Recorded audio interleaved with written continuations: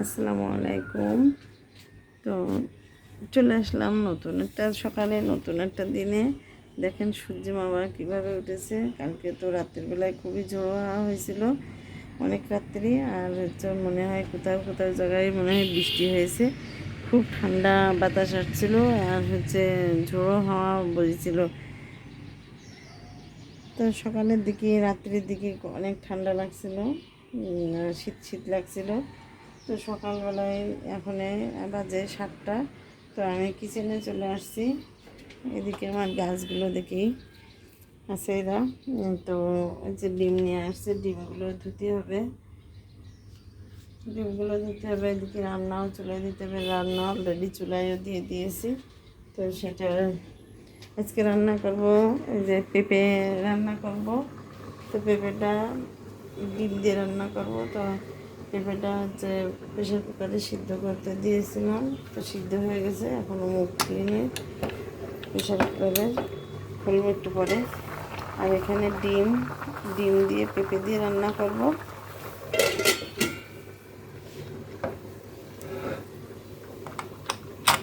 হাওয়াটা হয়ে গেছে।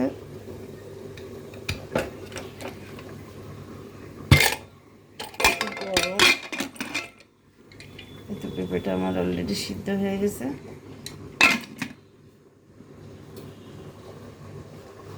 তো কী কী রান্না করবো আপনাদের সাথে সব একটু একটু করে দেখাবো। এদিকে আমার দুপুরের একটা তরকারি হয়ে গেছে আলহামদুলিল্লাহ। যে ছোটো মাছ দিয়ে, আলু দিয়ে, আর হচ্ছে পেঁয়াজ, কাঁচামরিচ ফালি করে কেটে, ধনিয়া পাতা, আর ওই যে বিলাম্ব ফল আছে।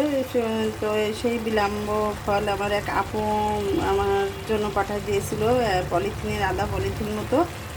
তো সেই বিলাম্ব ফল দিয়ে আমি, বিলাম্ব ফলটা হচ্ছে অনেকেই আর কি চেনেন, আমি এর আগে চিনতাম না। তো আপুদের বাসায় যে আমি দেখেছিলাম, তারপরে থেকে যখনই পাঠাই দেয় তখনই খাই। তো সেই ফলটা দিয়ে আমি এটা চচ্চড়ি করতেছি, পুঁটি মাছ দিয়ে আর আলু পেঁয়াজ বিলাম্ব ফল দিয়ে চচ্চড়ি। আর হচ্ছে আর একটা বড় তরকারি রান্না করব, ডাল রান্না করব। আসলে ডাল তো প্রত্যেক দিনই রান্না করতে হয়। তো এটা কি আমার, তো হচ্ছে ডাল প্রত্যেক দিনই আসলে সিলেবাসের ভিতরে বড় একটা ধুলো, সেটাও ধুয়ে হয়ে গেছে। তো এই তো আমি সেগুলো অল্প অল্প করে দেখাবো আপনাদের সাথে। আর এই তো মাছের বড় তরকারির ভিতরে আমি আজকে বেগুন রান্না করব। তো বেগুনটা কাটা হয়ে গেছে, দেখেন কাটা হয়ে গেছে, ধোয়াও হয়ে গেছে। এখন বেগুনটা আমি চুলাই দেবো।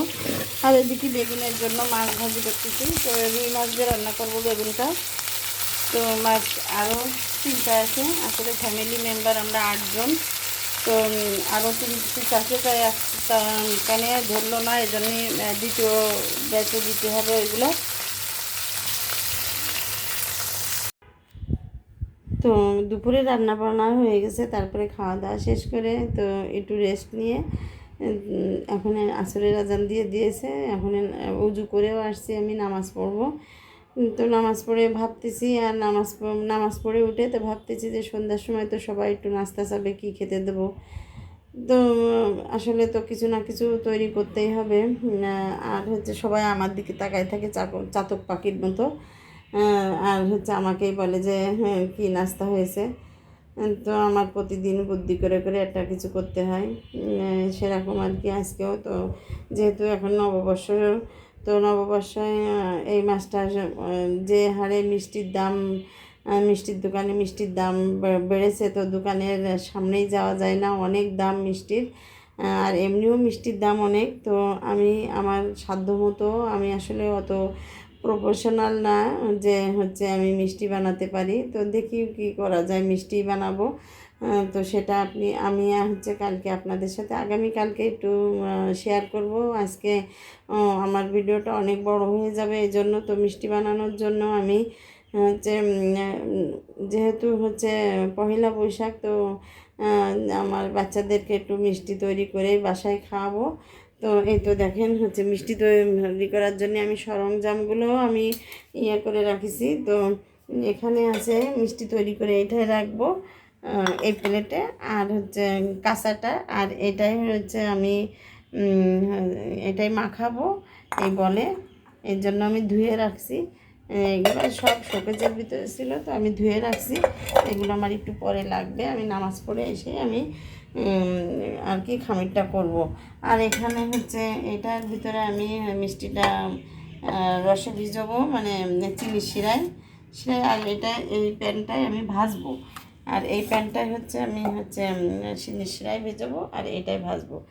আর এই যে আমার মেজারমেন্ট কাপ, এটা দিয়ে আমি দুধ আর আটা, আমি কিন্তু ঘরে থাকা যা আছে সেটা দিয়ে মিষ্টি বানাই, আপনাদেরকে দেখাবো।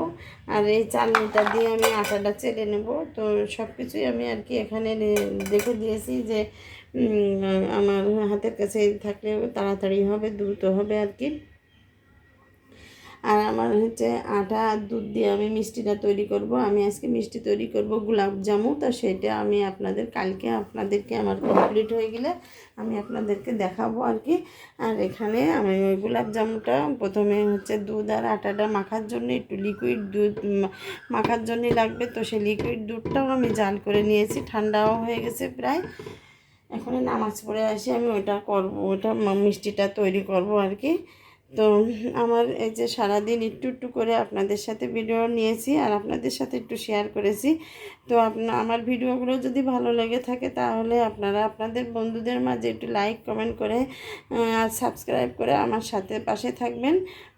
আর নতুন নতুন ভিডিও পেতে হলে আমাকে একটু আমার পাশে থাকবেন। তো সবাই সুস্থ থাকবেন, ভালো থাকবেন আর আমার জন্য দোয়া করবেন। আজকের মতো এই পর্যন্ত, আল্লাহ হাফেজ।